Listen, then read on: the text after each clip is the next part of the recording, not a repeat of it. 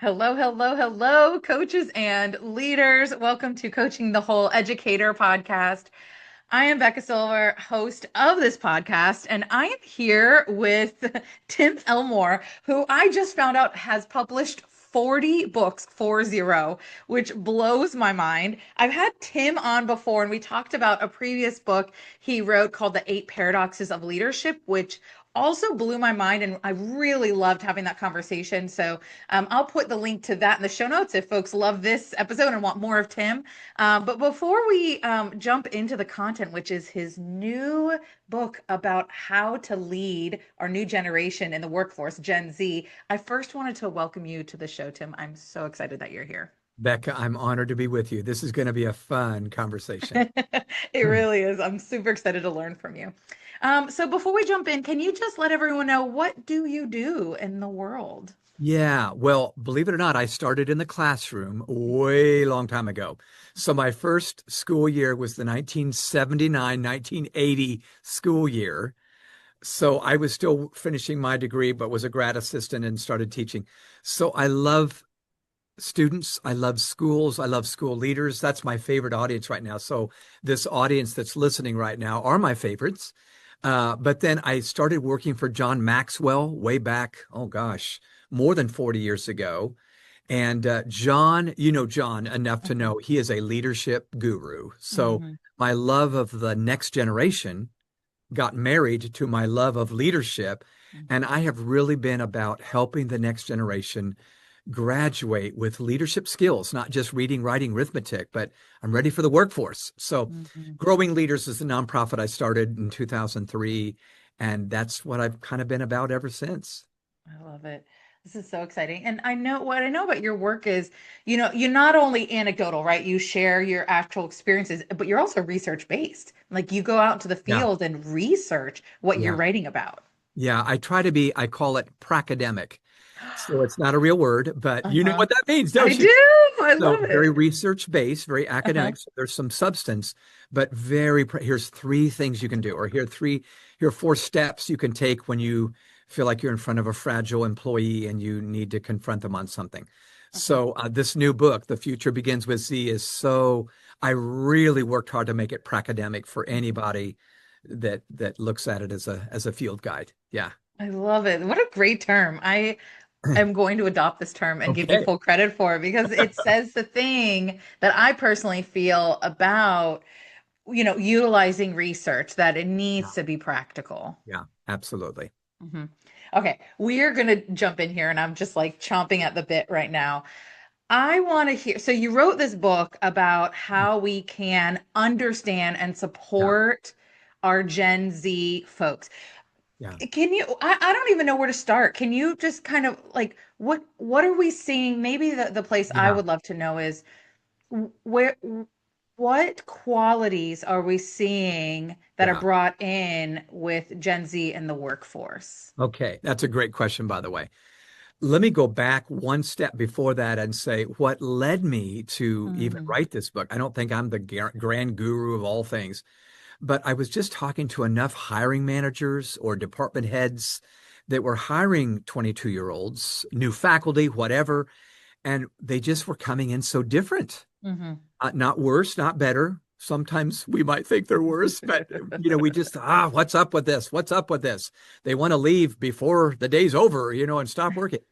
So I thought there's enough frustration, and I've got to find a way to turn this frustration into fascination with hmm each other, old and young.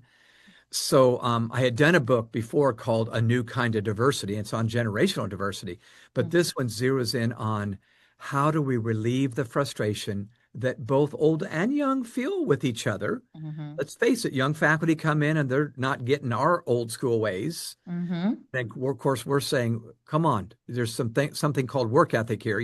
Yeah.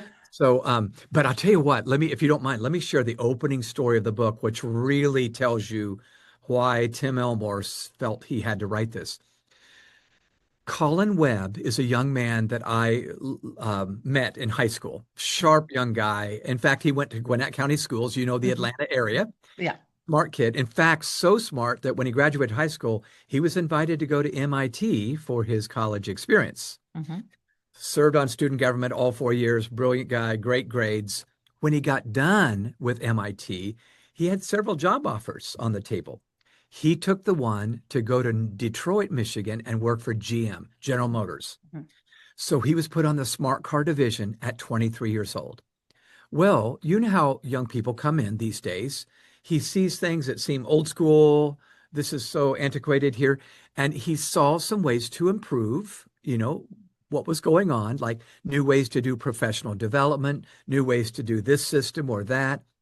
He took the ideas to his supervisor and basically got this response. Hey, young man, you just need to keep your nose to the grindstone. Just do your work and don't say anything. Just work.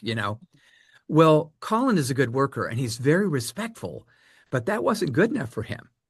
I say this with a smile on my face. He decided to write an email to the CEO of General Motors, Mhm. Mary Barra. So he emails Mary and lists these ideas he has. Mary gets back to him. She replies back and says, these are really good ideas. Let me take them to my executive team. She takes them to her executive team. They all agreed. These are really good ideas. But as the ideas flowed downward on the organizational chart to the middle managers and the supervisor that oversaw Colin himself, they died on the vine. And as you can imagine, Colin grew a little frustrated at nothing's changing here, and he left before the year was out. Started two companies, sold one of them. He's doing quite well living in the Bay Area right now. The reason I share this story is not to make anybody mad, but to say, I think GM missed out on an opportunity. So uh, I just don't want this to happen. Can we build a bridge between each other and can we learn from these Gen Zers, not just teach them and coach them? So here's the point, if you don't mind me waxing eloquent here, Becca, and then you can Yeah. volley back. The big idea in chapter 1 of this book is this. I call it the Peter Pan paradox. You know the story of Peter Pan. The Yeah. Disney movie came out and the book and the play. So Peter Pan was this magical creature who could fly through the air, right? Pixie dust was sprinkled everywhere, making magic happen. But Peter wanted to live in Neverland, where you don't ever have to grow up. So here's my point. I think in today's work world, particularly in education, the age of authority is going down, but the age of maturity seems to be going up. You follow what I just said? So they're bringing this pixie dust. They understand AI, they understand smart technology. 1 out of 8 Gen Zers have monetized social media, and yet they may socially and emotionally be in a place where you go, can you look me in the eye? Yeah. Yeah. That sort of thing. So I feel like leaders need to know you're going to have to listen more Mhm. than you used to listen, but you're going to need to coach more than you used to coach. Mm. Yeah. Yeah. Yeah. That's really great. I love that. I love that. So you wrote this book out of this gap that you were seeing, right? Yeah. And I before we kind of jump into the nuances, because I really do want to talk in reality about what are you actually seeing in the workplace. There's a number of myths, right, that you and I were Yeah. talking about before we started recording, and you gave this really great analogy Yeah. about how we're viewing our new Gen Z workforce. I'd love you to share that because I thought it was so Sure. poignant. Well, in our conversation, you had mentioned you just got back from the UK not long ago.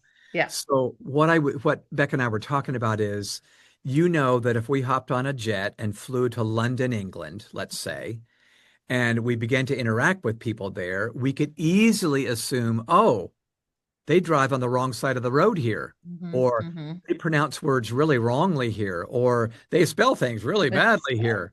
And in reality, it's not wrongly, it's just different. Hmm. I actually think that interacting with Gen Z might feel like a cross-cultural experience. Yeah. And we need to know the left side of the road is not the wrong side. It's just a very different side. And maybe we do well to listen a little bit. Maybe their way might be different and better. Hmm. Maybe not, but I think we need to be more open. I have found, Becca, the older I get, the harder it is to stay open to Hmm. these zany ideas that they come Hmm. in. but I do well to listen. I think Yeah. they have visibility on the future. I Hmm. tend to have visibility on the way we've always done it. Yeah. So what are we seeing? What qualities are we seeing that Gen Z are bringing into the workplace? Okay, I'll give you a couple just real quick here. Number one thing that older employers, whether Hmm. they're yeah, curriculum directors or principals or whatever, Hmm. they tend to come in with a high sense of agency. Hmm. So they're asking for things in the job interview that we're swallowing hard and going, did you just say that out loud? You want 6 digits in your salary or whatever, that Yeah. sort of thing. Part of that's because they haven't been through a lot of job interviews. Hmm. Sometimes mom and dad has said to them in school, just focus on academics. So Hmm. they never had the full-time job in the summer Hmm. or the part-time job, which just gives you work experience, Hmm. where it makes you more savvy to interact with people. But secondly, they do see a different way. They see Hmm. how the future is going to go. Hmm. I had a Gen Zer in a focus group say, shortcuts are the new work ethic. Mm. Now, does that not grind at you a little Hmm. bit? Wait a minute. No, shortcuts are bad. You should want to take a shortcut. But I'm saying, no, no, no, no. They're saying to us, seriously, you care more about me clocking in hours and taking 8 hours to get that task done? What if I could do it in 4? Is that Hmm. wrong? And you and I Hmm. would both say, no, I guess it's not. It would just take me 8 hours. You see, Hmm. I need to be open to Hmm. this. So they're asking for a lot. They Hmm. want a voice in the conversation on day one. Hmm. Of course, my generation, I'm older than you, I'm sure, Becca, but my generation is you do keep your nose to the grindstone and just be quiet and Hmm. wait for your turn, pay your dues. Oh my gosh, the term pay your dues is like a cuss word to them. Don't tell me that. So know that they they bring very often, not all the time, mental health issues. If you're in Hmm. education, that's a thing. Hmm. But they come to their jobs, not just their class as a student. They come to their jobs with that. And they might feel like you don't care about their mental health if you're saying, I need you to get this task done, or I need you to get your class taught, or whatever. So I want everybody listening, you already get this with the students, but you need to apply it to your new staff and faculty. So my advice is we need to lean into them just like we want them to lean into their job. And we need to voice, you don't have to look out for number one. I'm looking out for you too. I care about you as a person, not just a staff person or faculty member. And when we do that, it's magical, but it's relationship, not just results that they need to know we're paying attention to. I have questions for you about this. Okay. Okay. One is why are they coming in with so much more mental health issues than previous generations? Yeah. Well, there's many reasons. It's been a Hmm. perfect storm of reasons. Let me just cite a few. Hmm. I'm holding in my hand a smartphone. Yes, This yes. may be reason number one if we were Hmm. playing Family Feud right now. They're overwhelmed. In Hmm. fact, the number one word that university students use to describe their life is the word overwhelmed. Hmm. 94%, Becca, say I'm overwhelmed. And 44% say I'm so overwhelmed, it's difficult to function. Yeah. I just don't believe life was supposed to be that way, but it Hmm. is. We got ambushed. So Hmm. that would be one. Another one I think is, if we're honest, the other side of the same coin is I think it's in vogue to say, oh, I got mental health issues, or I have Yes. two therapists, not one, two. Even students I hear in Yeah. the greater Atlanta area are kind of bragging about how I have two counselors, and it's almost a trophy, which I Hmm. think is sad. What Hmm. I want to say to some, not all, but to some is, hey, we're all a little anxious. It's just Hmm. normal part of a stressful life. Hmm. Let's go. Come on. Hmm. Hmm. So anyway, I'm probably being quite unfair, but there are some with legitimate mental health issues that we Hmm. need to lead them well through. Hmm. But there are also ones that we need to say, hey, you need to get with it. This is Yeah. normal part of life. So, Yeah. you know, So, okay, no, this is fascinating. I want to sit in this for a second because the type of coaching that my approach to coaching is a human-centered approach. I believe we get things done through people's humanity yeah. and not around it. Yes, And good. so I am very much a proponent of checking in with people. How are you Good. doing? Really getting people's humanity. And then there's this other element of my mental health. You know, it's not my fault what happened to me, for example, Yeah, yeah, but it is my responsibility. yes. And so what I'm wondering, right? There's this dynamic of this new generation's coming in. We're seeing more mental health issues. They're feeling overwhelmed, which Mhm. may not be their fault, but it is their Yeah, responsibility. yeah, So I'm curious, like what advice you give to leaders beyond checking in, right? yeah, So there's, yeah. yeah, what, Well, first, let me share some data. In the data that we gathered and I curated for the Mhm. book, I discovered that Gen Z employees want daily check-ins, not Okay. weekly, not monthly. So probably more than your boomers, Xers, and Yeah, millennials for would sure. want. In fact, if they don't get good feedback or some feedback, they feel like, oh, something's wrong. And you and I would go, no, no news is good news, Bob. Yeah. So just know, listeners, they want daily check-ins, even if Uh-huh. it's just, hey, I noticed what you're doing. Good job. That would be helpful. But I think another item is, let me take you back 5 years. Do you remember in 2020, we all uh, change happened to us in Yes, 2020, yes. right? Right. COVID broke out. We were all sent home and we Yep. had to find a way to do our jobs remotely. Yep. Well, Generation Z was the first demographic to be let go at many jobs in many industries. Mm, They were the low man on the totem pole. They got let go. So they're going, wait a minute, wait a minute. You want me to be loyal to you? I don't feel like you were loyal to me. mhm, You very happily treated me like a commodity. I even had one Gen Zer say that in a focus group. I feel like I'm a commodity. So they're really into taking care of themselves because it mhm. looks like nobody else will. So Fascinating. if you employ, supervise, or oversee or manage any young employees, just know it means the world to them to Mhm. know that you care first and foremost. I love what you said, Becca. We're doing it through their humanity, not working around their Yeah. humanity. So let me give you an acronym. This is a simple handle that you can take to the bank.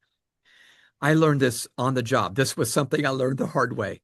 If I am wondering about a Gen Zer's performance on the job, and maybe I want to have a hard conversation and offer some harsh feedback, Mhm. I have found if I practice an acronym, 99.9% of the time, it turns out great. The feedback doesn't go from hard to harsh, it actually is received. So, do you remember how we've said for years, Becca, this is the leg you got to stand on, meaning you can go to the bank on this one? Mhm. It's ALEG, a leg. Okay. Mhm. So the letter A reminds me when I go to that Gen Zer to do some hard feedback, I need to ask instead of tell. When I ask someone a question about themselves, they tend to feel valued. I'm Mhm. not telling them, I'm asking, what were you thinking when you did that? That's something I wouldn't have thought of. Mhm. Or tell me what your steps were there. Just ask. Not, now, asking is not what were you thinking. That's not a legitimate question. Tone. But I'm telling you, when I sit down with our 20 somethings and I say, tell me your thought process, and I'm very curious about it, they feel very valued. The Mhm. letter L, listen, listen well. It does little good to do any asking if we're not willing to put in the work to do the actual listening. So Mhm. that might mean minutes, not just a minute of actually listening. When we listen, they feel heard. Mhm. And that's one of the top values that Gen Z has in entering their careers. I want to feel heard from day one. Mhm. So that's hard for some of us over 50 years old. Mhm. The letter E is empathize. Mhm. This is something I've had to learn more recently, I have to admit. When I empathize, let's say I'm with someone of the opposite gender, maybe a different color, maybe a different background. When I'm communicating that I empathize with them, saying things like, oh my gosh, I had no idea. Mhm. Or I bet that made you feel horrible when that happened. I'm saying I get you. I don't fully understand you, but Mhm. but I get you. So here's my logic. Ask, they feel valued. Mhm. Listen, they feel heard. Empathize, they feel understood. Mhm. When I've paid the price to do that, I've now earned my right to practice letter G, which is to guide them, Mhm. which is the very thing I wanted to do from the first place is give them a Yes. little guide. But now I've done it through a bridge, not a badge. Mhm. I've built a bridge of relationship that can bear the weight of truth. Hmm. That's so key. I don't know if that sounds cliche, but I'm telling you, it has helped me so often as someone that wants to teach and tell is Yeah. ask and listen. Yeah. That makes me think about how understanding someone is different than agreeing with them. Yeah, And that's I right. think I think it gets collapsed within leadership that we have a hard time listening to someone that might have a different point of view than us because we think it's if I listen to them and don't say anything, that that means I'm agreeing with them, and that's actually not the case at all. And the I love your acronym ALEG because what it does is it helps folks regulate. Yeah, that's right. Literally asking, listening, Hmm. empathizing helps us what I call put our lid down, right? So it's helps our there if someone's feeling stressed out or they can even people can sense when you're getting ready to have Yeah, a hard yeah, conversation. You can yeah, feel it in the air yeah. and that can feel very dysregulating to people. No And doubt. You so just, I love your process because it helps people start to get regulated right before you get to guide. you're so right. If you could give me 10 seconds, you're so absolutely right. In fact, one of my problems, I have many, but one of my problems that my wife kind of helped me with was just listening doesn't mean you fully agree with everything they're saying. It means you fully hear. And then I feel like it's an earned right. Yeah. Uh, I go back 200 years in American culture. The Native American tribes, many of the tribes used a talking stick. And Mm-hmm. if you remember this Mm-hmm. tradition, if there was conflict in a tribe or maybe conflict between tribes, they would bring a talking stick to a virtual powwow here, and only the person holding the stick could talk. The Mm-hmm. other person, people had to fully listen as long as you were holding the stick. In fact, the Mm-hmm. only reason you'd give it up is to clarify, and then you get it back and you finish your point. Then you give it to the other person. Even though this sounds so cheesy, it helped them avoid battles and wars. I Mm-hmm. wonder if we need to bring the talking stick back Mm-hmm. because we just don't listen very well. Think about Mm-hmm. our polarized world right now. Oh Mm-hmm. my gosh. Mm-hmm. We Yeah. need a talking stick in every circle there is. Just, Mm-hmm. oh, I think Yeah. it, yeah. Yeah. Yeah. Listen, like listen to understand and then instead of Yeah, listen to respond, that's right? right. And Yes, yes. So true. Yeah, oh, so I'm actually I'm very curious about what are some other I don't know if you're able to share this, but what are some other misunderstood yeah. behaviors that we're seeing in the workplace with Gen Z? Yeah, good question.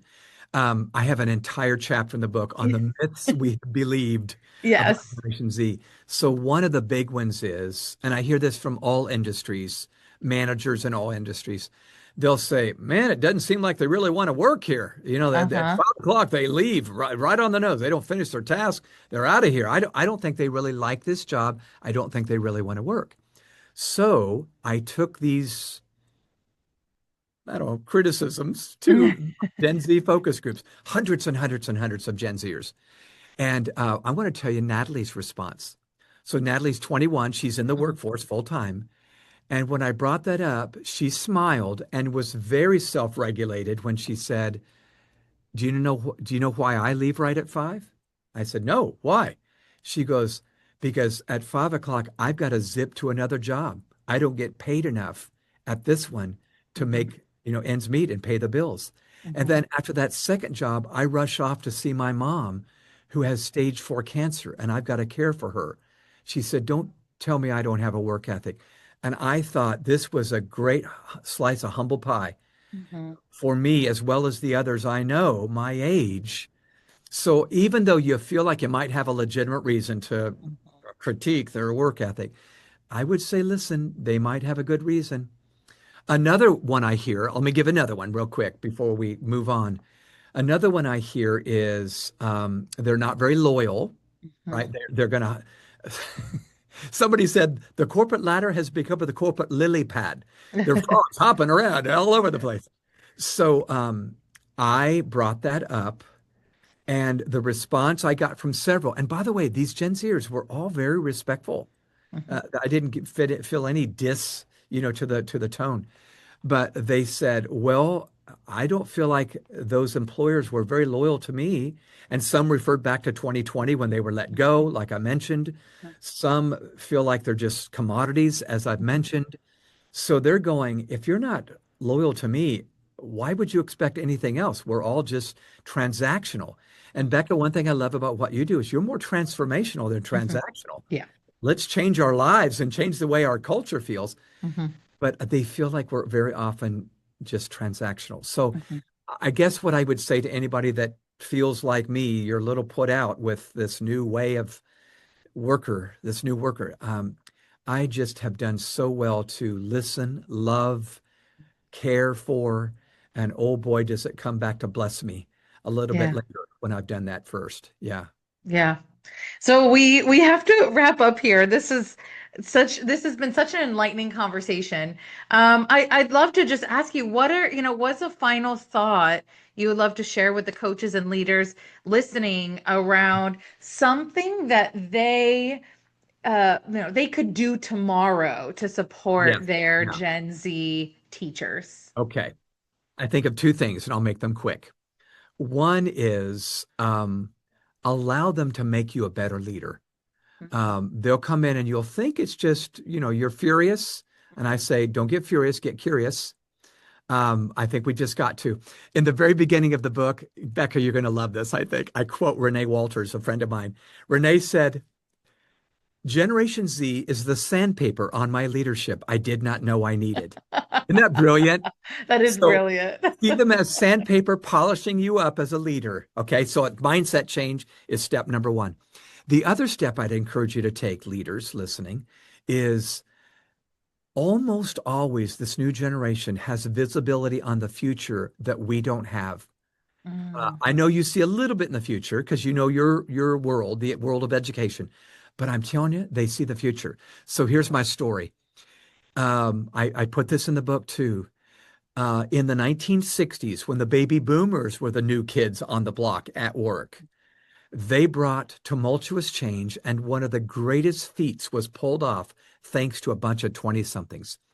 Becca, this is probably history for you, but I remember it in the 1960s. I was a kid. NASA put a man on the moon in July of 1969. Neil Armstrong, Buzz Aldrin, men walking on the moon. Who would have thunk that we could do it?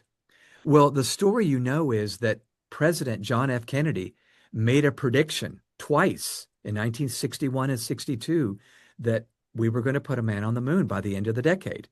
That's the part you know. The part you may not know is when JFK made that statement, NASA did not even have the technology to do such a thing. It was so new, so weird. All we done in orbit stuff, in space.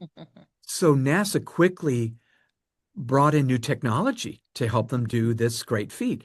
But the older people there, over 45 and 50, didn't really fully understand that new technology. So get this, they have interns from MIT and Purdue and Georgia Tech. And these young 22, 23-year-olds said, oh, yeah, we understand this. We did this in class. So I love this. The older generation became what they called sim soups, simulator supervisors. They were going to be the mentors of these young team members. But the people in the operations rooms Mhm. were 20 somethings. Yeah. The average age of those operators that landed these men on the moon in 1969, 27 years old. Mhm. In fact, the guy that said go, not no, that actually pulled the trigger and put Neil Armstrong down, Jack Garman, 23 years old, 1 year out of college, Becca, and Mm. they trust him to put that man on the moon. I get a little choked up because I'm thinking, I don't know if I see that today. I think we're Mm. so mad and they're so different, they're so weird. But I'm telling you, maybe there's a Jack Garman on your team right now, Yeah. and he's smarter than you in a certain category, and you're Yeah. smarter than him, of course, Right. in certain categories. But what if we practice reverse mentoring and Mhm. we're pouring into them, but they're pouring into us? This gives me hope and optimism for the future if we can learn to lead in this way. That's profound.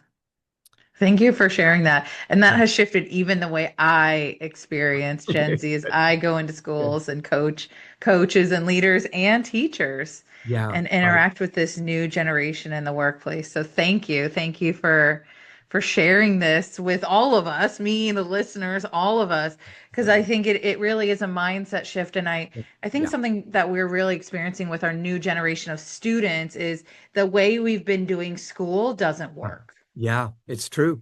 Absolutely true. And we assume it has to be this way, Yeah. right? Like, Yeah. oh, this is school. It doesn't. We can actually rethink how we do school, and Yeah. maybe from even this conversation, maybe Yeah. Gen Z is part of the way we will Yeah. rethink it. I love that. I would want that. Yeah. My first Gen Z book happened 6 years ago when Gen Z was still students, and they still are. Many of them are Hmm. still in school, but then some of them have entered the workforce. But I think we need to change our Fascinating. pedagogy. We need to Hmm. be listening in the classroom as teachers, Hmm. not just teaching. Hmm. We need to turn our Hmm. industry on its ear to really work for the future. Yeah, And absolutely. and andragogy, right? Maybe we Yes, need to that's look right. Adult differently at learning. That's andragogy, our right. adult learning Yeah, as well. That's no doubt fascinating. about Well, it. Yeah. Tim, this has been an enlightening conversation. Thank you so much for being here, sharing this with me, sharing this with the listeners. If folks want to know more about you, your work, and pre-order your new book, where Yeah. can they find all of that information? Absolutely. Thanks for asking. I'm pretty excited about it. You can tell, listeners. Yes. So the book, it comes out fall 2025. It's called The Future Begins with Z. 9 strategies to lead Generation Z as they disrupt the workplace. So the site that's easiest to go to get the pre-order and get bonus material is simply that. It's thefuturebeginswithz.com. Thefuturebeginswithz.com. And I would be happy to get one in your hands as soon as it comes out, and it's going to be out before the book actually launches. And then timelmore.com is my site if people want to follow on LinkedIn or whatever. They can find me there. But thanks for asking. Appreciate it. Yeah, absolutely. And I'll put both of those links in the show notes as well for folks if that's easier just to kind of click on that and head right there. But I'm excited to get my hands on this book personally. And so I hope folks listening will as well. So thank you again, Tim, for coming on the show and sharing all this brilliance with us. Yeah, it was my privilege. Good to be with you. You too.